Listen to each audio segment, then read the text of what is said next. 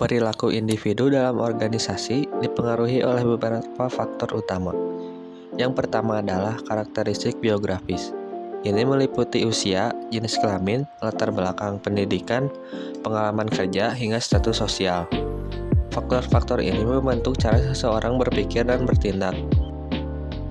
Misalnya, orang yang sudah lama bekerja biasanya punya pengalaman lebih matang dalam mengambil keputusan dibandingkan yang masih baru.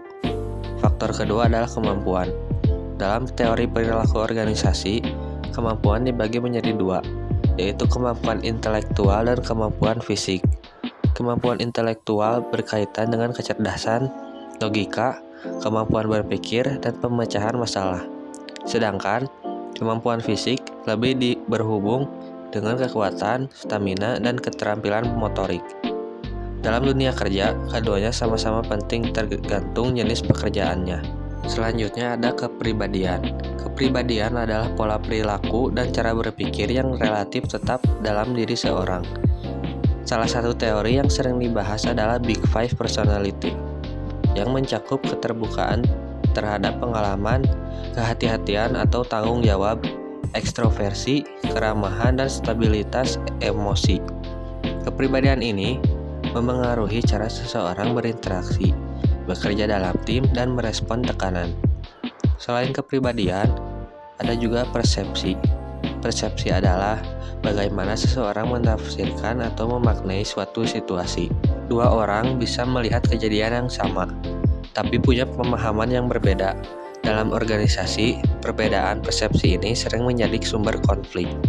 Oleh karena itu, penting untuk memahami bahwa apa yang kita lihat belum tentu sama dengan yang orang lain rasakan.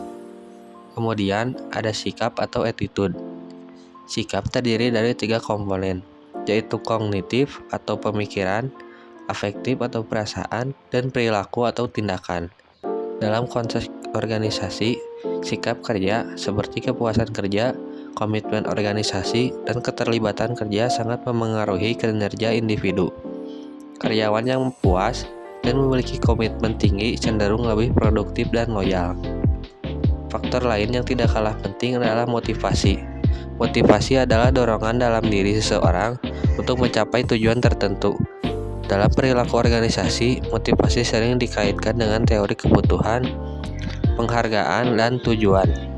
Seseorang yang merasa kebutuhannya terpenuhi dan usahanya dihargai akan lebih terdorong untuk bekerja secara maksimal.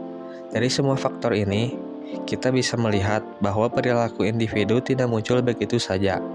Ada proses yang membentuknya, mulai dari karakteristik pribadi, kemampuan kepribadian, cara memandang situasi, hingga motivasi dalam diri.